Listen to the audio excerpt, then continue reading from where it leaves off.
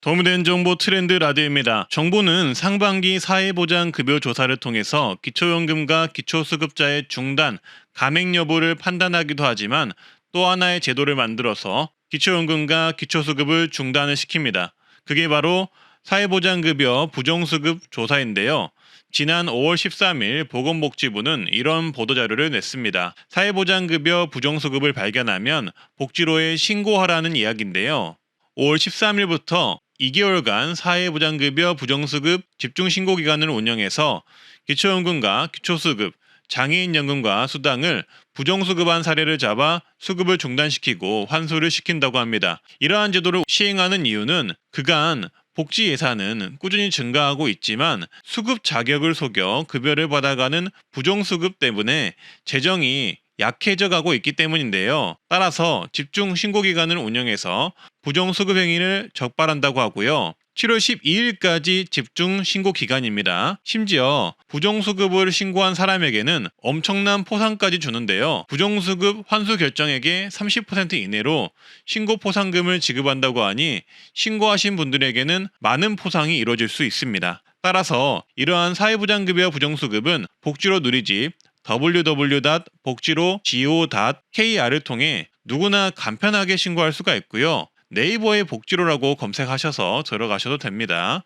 또한 신고는 우편이나 팩스를 통해 신고도 가능하고 부정수급 신고 한라인 전화번호인 1551-1290 번호를 통해 구체적 상담도 가능합니다. 우편 신고는 세종특별자치시 도움 4로 13 정부 세종처사 10동 5층 복지급여 조사 담당관으로 보내시면 되고요. 그리고 국가에서 보는 부정수급의 기준은 이렇습니다. 수급 자격을 속이는 등으로 급여를 받는 행위, 보조사업 수행기간이 거짓 신청 등의 부정한 방법으로 보조금을 받는 행위, 보조금을 목적으로 사용하는 행위 등 부정한 방법으로 급여, 서비스 또는 보조금을 지원받거나 사용하는 모든 행위를 말합니다. 쉽게 말해 기초연금이나 기초수급, 장애인연금을 받을 만한 요건이 전혀 아닌데 국가에서 수급을 받고 있다면 부정수급이겠죠. 지난 뉴스로 예를 들어보자면 시각장애인 행세를 해 보조금을 1억 원 정도 챙긴 사례도 있었다고 합니다. 8년 동안이나요. 엄청나죠. 따라서 사회보장급여 부정수급 주요 사례는 이렇습니다.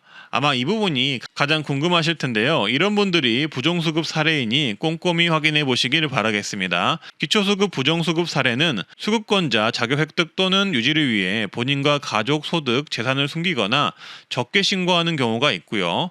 기초연금의 경우 수급자가 사망하였으나 사망신고 의무자가 사망신고를 하지 않거나 이혼은 사실상 혼인관계임에도 주소지를 달리하면서 각각 연금을 수령하는 경우가 있습니다. 아마 기초연금 같은 경우는 이렇게 부부관계를 유지하고 있지만 가짜로 이혼을 해서 주소지를 달리하고 받는 경우도 댓글을 통해서 제가 사례를 들어본 적이 있는데요. 절대 이러시면 안 되고요. 그리고 장애인연금과 수당의 경우는 허위진단서로 장애인 등록을 하거나 수급자가 될 수 없는 정도의 소득 발생을 신고하지 않는 경우가 있습니다. 신고는 일단 실명 또는 익명으로 가능하지만 실명으로 하더라도 신고자의 비밀을 철저히 보장한다고 하고요. 실명 신고자에 대해서는 부정수급액이 환수되는 환수 결정액에 따라 4에서 30%까지 신고 포상금도 지급이 됩니다. 그리고 포상 또한 파격적인 금액이 지급이 되는데요. 환수 결정 금액이 1억 원 이하이면 환수 결정 금액의 30%가 지급되고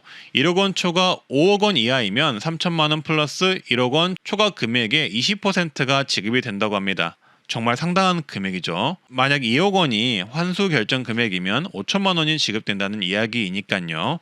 따라서 오늘은 정부에서 이런 부정수급자 집중 단속을 7월 12일까지 진행하고 있다는 뉴스 말씀드렸는데요. 상반기 사회보장급여 조사를 통해 중단되시는 분들도 있겠지만 이렇게 부정수급 때문에 중단이 되는 분들도 있기 때문에 이런 부분 유의를 하시고요. 부정수급을 통해서 중단이 되는 경우 환수까지 이루어지기 때문에 절대 부정수급은 꿈에도 안 꾸셨으면 좋겠습니다. 재작년부터 트렌드라디오 채널에서는 예금 금리 인상으로 인해 이자 소득이 많을 경우 올해 기초연금이 중단이 될 수 있다고 수차례 경고의 말씀을 드렸었는데요. 아니나 다를까 올해 은행 이자 소득으로 인한 기초연금 중단 감액이 되신 분들이 엄청나게 늘었다고 합니다.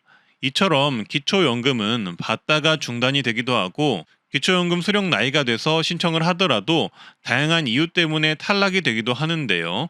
오늘은 기초연금을 못 받는 유형 11가지를 주제로 말씀드려 보겠습니다. 2014년에는 이런 사람은 못 받게 되니 주의를 하시고요. 영상 끝에는 이렇게 기초연금의 탈락이나 중단이 되었을 경우 어떻게 대처해야 되는지 대처 방법도 설명드리겠습니다. 이렇게 영상 끝까지 중요한 내용이니 꼭 끝까지 보시길 바라겠고요. 좋아요, 구독만 눌러주시고 바로 보러 가시죠. 먼저 앞서 말씀드린 은행이자 소득으로 인한 기초연금 중단 탈락 유형이 있겠습니다. 재작년과 작년에는 예금 돌풍이 일어날 정도로 5에서 7% 예금이 나오는 등 엄청난 은행이자 인상이 있었습니다. 따라서 1% 은행 이자만 받던 우리 한국 사람들은 너도나도 이 은행 예금 또는 적금에 가입을 했었는데요. 근데 기초연금을 준비하고 있거나 받고 계시는 분들의 경우 이런 고금리 상품을 가입하고 향후 이자 소득을 받는 순간 기초연금의 탈락 또는 중단이 될 수 있는 주요한 요인이 될 수 있다는 점 알고 계셔야 합니다. 이게 왜 그런지 살펴보면요. 단 한마디로 설명드리자면 쉽게 말해 기초연금은 소득 인정액이라는 게 굉장히 중요한데 이자 소득은 소득 인정액에 영향을 굉장히 많이 미치기 때문입니다. 예를 들어 1억 원을 연 5% 금리 예금으로 은행에 맡기시는 분들의 경우 1년 이자를 대략 432만 원을 받는데요. 이 이자 소득을 기초연금 소득 인정액에 반영을 시켜보면 월 32만 원이나 월 소득 인정액에 반영이 된다는 계산이 나옵니다. 만약 2억 원을 예치했다면 60만 원이 넘어가겠죠. 이렇게 될 경우 기초연금을 선정 기준에 턱걸이로 부합한 상태에서 작년에 받고 있었던 분들은 올해 기초연금이 중단되거나 엄청나게 삭감이 되었을 거고요. 올해 신청하시는 분들 중에서는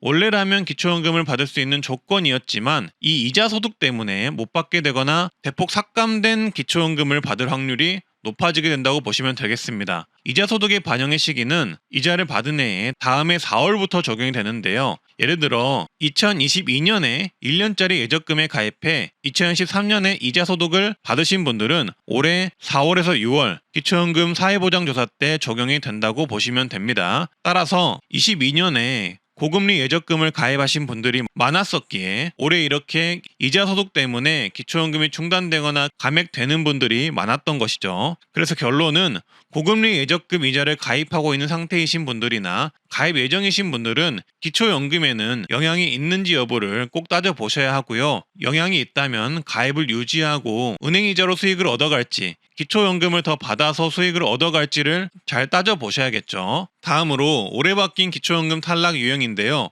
바로 고급 승용차를 보유하면 기초연금에서 탈락될 수 있습니다. 차량가액 4천만 원 이상 승용차, 승합차, 이륜차를 보유한 경우 차량가액 전체가 월 100% 소득 환산율이 적용이 되어서 기초연금을 못 받게 됩니다. 즉 차량가액 4천만 원짜리 소유를 하면 월 소득 인정액이 4천만 원으로 잡히는 것이죠. 기초연금 선정 기준액이 월 213만 원이니까 4천만 원 이상 차량을 소유하신 분들의 경우 절대 못 받는다고 보셔야 합니다. 또한 자녀에게 명의를 빌려줘서 자녀가 4천만 원 이상의 차량을 공동 명의로 구매하는 경우에도 지분율에 상관없이 해당 차량을 어르신분이 소유한 것으로 간주가 되기 때문에 기초연금이 무조건 탈락된다고 보시면 됩니다. 단 1%의 지분율만 포함이 되어도 4천만 원 차량 전체를 소유한 것으로 보니 이 부분은 꼭 유의하시길 바라겠습니다. 다만 차량이 10년 이상의 차량, 압류 등으로 운행이 불가능한 차량 또는 생업용 자동차로 소명하는 경우에는 소득 환산율을 4%만 적용을 한다고 하니 이 부분 참고로 해주시고요. 국가유공자, 장애인 소유 차량 한 대는 재산 산정에서 제외가 되니 이 부분도 참고로 해주세요. 그리고 2014년에는 이 자동차 기준이 완화가 되어서 원래는 3000cc 이상 차량이면 고급차로 분류가 되어서 기초연금을 받기 어려웠었는데 이제는 해당 부분이 삭제가 되었거든요. 따라서 만약 3000cc 이상 차량을 보유하고 있었는데 기초연금을 그동안 못 받았던 분들은 이 부분 감안을 해서 꼭 재신청을 해보시길 바라겠습니다. 다음은 기초연금을 못 받는 이유 9가지인데요. 끝까지 보셔야만 도움이 되니 꼭 끝까지 봐주시고요. 첫 번째는 소득과 재산이 기초연금 기준을 넘어가면 받지를 못합니다. 2014년 기준으로 소득 인정액이 단독가구 213만 원, 부부가구 340만 8천 원을 넘어가면 기초연금을 받지 못하게 됩니다. 여기서 소득 인정액은 소득만을 말하는 게 아니고요. 소득과 재산을 일정 비율에 곱한 금액이라고 생각하시면 됩니다. 따라서 우리는 이 소득 인정액을 따로 계산하기 어렵기 때문에 따로 계산할 필요는 없습니다. 신청을 하시면은 동사무소에서 주민센터에서 알아서 계산해 줍니다. 소득의 경우 근로소득, 사업소득, 임대소득, 금융소득, 각종 연금소득 등 다양하게 산정이 되는데요. 여기에 추가로 재산을 보게 됩니다. 재산의 경우 주식, 예금, 적금, 집, 토지, 건물, 자동차, 전월세 보증금이 이 재산에 포함이 됩니다. 따라서 다양한 소득과 재산을 산정을 하기 때문에 시니어분들께서는 이런 부분을 계산하지 마시고 일단 신청을 하시면은 주민센터에서 계산을 해준다는 거 참고해 주시면 되겠습니다. 그래서 이렇게 계산해서 나온 소득 금액이 아까 말씀드린 금액 이하여야만 기초연금을 받을 수가 있습니다. 두 번째는 주민센터 직원이 자격조사도 하지 않고 안 된다고 해서 포기하는 경우가 있습니다. 보통 주민센터에 가셔가지고 기초연금을 신청하시게 되는데요. 기초연금을 신청할 때 담당 공무원이 구두로 신청 자격을 확인하는 경우가 있습니다. 기초연금을 지급하는 조건은 굉장히 까다롭고 번잡한 일입니다. 이거를 공무원의 짐작과 생각으로 선정 및 탈락 여부를 알 수가 없습니다. 담당 공무원도 사람인지라 기초연금의 자세한 심사 기준을 일일이 다 체크할 수가 없고 본인의 소득과 재산을 계산할 수가 없습니다. 그러니 신청하시고 기다려 보시는 게 훨씬 더 옳은 판단입니다. 그리고 신청 접수를 하시고 탈락이 되셨다면 상세 내역을 확인할 수가 있는데요. 이것도 도움이 됩니다. 이 상세 내역을 확인해 보시면은 이때 내가 왜 탈락했는지 그 이유를 알 수가 있는데요. 만약에 그 이유가 개선이 된다면은 다시 신청을 해볼 수 있기 때문에 이 상세 내역을 꼭 확인하셔야 됩니다. 그리고 본인이 탈락한 이유가 해결이 됐다면은 꼭 다시 재신청을 해보셔야 되고요. 그리고 상세 내역을 봤을 때 잘못된 내용이 있거나 소득이나 재산이 변동이 되었을 때는 즉시 재신청해 보시는 게 좋습니다. 세 번째는 국외에 체류하는 경우 기초연금을 못 받을 수 있습니다. 국외 체류 기간이 60일이 넘어가면 바로 다음 달부터 기초연금이 정지가 됩니다. 자녀를 만나기 위해, 여행을 가기 위해, 아니면은 일 때문에 출장을 가기 위해 오랫동안 길게 외국에 나가시는 분들이 계실 텐데요. 이럴 경우 기초연금을 못 받습니다. 참고해 주시고요. 네 번째는 기초연금을 언제 받는지, 언제 신청을 하는지 몰라서 못 받는 경우도 있습니다. 기초연금은 만 65세 생일이 속한 달에 전달 1일부터 신청하실 수가 있는데요. 올해 생일이 10월 11일인 경우 이 생일 전달인 9월 1일부터 신청이 가능합니다. 하지만 대부분이 내용을 모르셔서 이 신청 일자를 모르셔서 몇 개월 뒤인 12월이나 다음에 1월, 2월, 3월 이때 신청을 하시는데요. 이 경우 신청하지 않은 기간 동안 기초연금은 받지 못합니다. 말 그대로 신청주의이기 때문에 본인이 챙기지 않으면 국가에서도 챙겨주지 않습니다. 그래서 본인의 생일이 되기 전에 꼭 이 기초연금부터 신청해 주시길 바라겠습니다. 다섯 번째는 국적이 대한민국이 아니고 대한민국에 거주하지 않는 경우 못 받습니다. 기초연금은 대한민국 국민만을 위한 연금입니다. 따라서 대한민국 국적이 필수라고 생각하시면 되겠습니다. 그리고 일곱 번째는 기초생활수급 어르신으로 생계급여를 받는 경우 기초연금을 못 받을 수 있습니다. 더 정확히 말씀을 드리자면 기초연금을 신청해서 받을 수는 있으나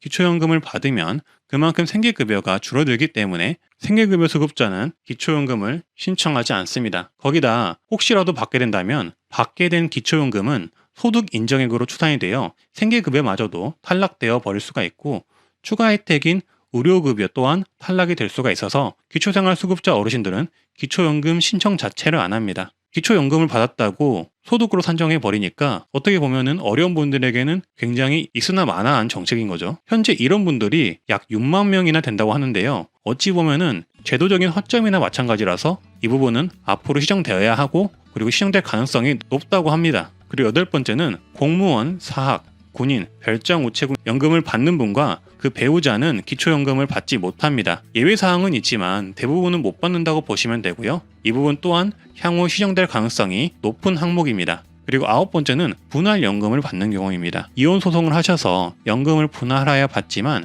그 금액이 높을 경우 기초연금을 받지 못할 수도 있습니다. 신청은 가능하지만 이 분할연금이 100% 소득으로 인정이 되기 때문에 본인의 재산과 그리고 다른 소득들을 합치는 경우 기초연금 수급자에서 탈락이 될 수가 있습니다. 그리고 마지막 10번째는 고급 회원권을 소유하는 경우 기초연금을 받지 못할 수 있습니다. 콘도, 고급 헬스 이용권, 요트, 승마, 골프 회원권이 있다면 회원권 가액을 100% 반영하기 때문에 기초연금을 받지 못할 수가 있습니다. 그리고 기초연금이 이렇게 중단 탈락이 되었을 경우에는 이렇게 대처하시면 좋은데요. 바로 수급희망이력관리제를 신청하시면 됩니다. 올해 나온 정책은 아니지만 대부분 어르신들이 모르고 계셔서 알려드립니다. 기초연금 수급희망이력관리제는 기초연금의 탈락 및 중단된 사람을 대상으로 기초연금의 선정 기준액이 상향될 때마다 가능성을 재조사해서 가입 가능한 상태가 되면 알려주는 제도입니다. 근데 중요한 건 신청한 사람들한테만 알려줍니다. 따라서 이 부분도 꼭 알고 계셔서 기초연금의 탈락 및 중단이 되었을 경우를 대비해 주시고요. 오늘은 이렇게 기초연금을 올해 받지 못하는 새로운 이유,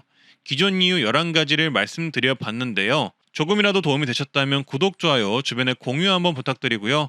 저는 트렌드 라디오였습니다. 오늘도 건강하고 행복하세요. 감사합니다.